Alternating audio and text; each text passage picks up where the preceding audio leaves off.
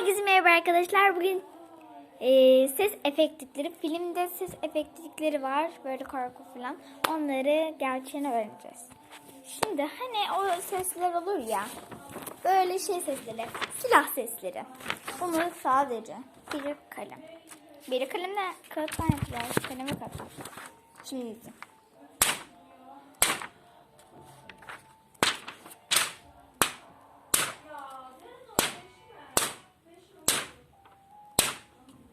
Silah sesi. Şöyle.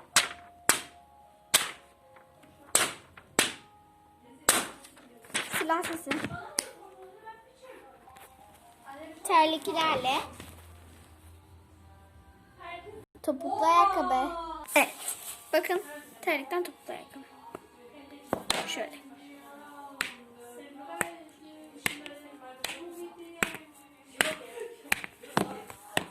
Bu arada arkadaşlar ampulü boyadım.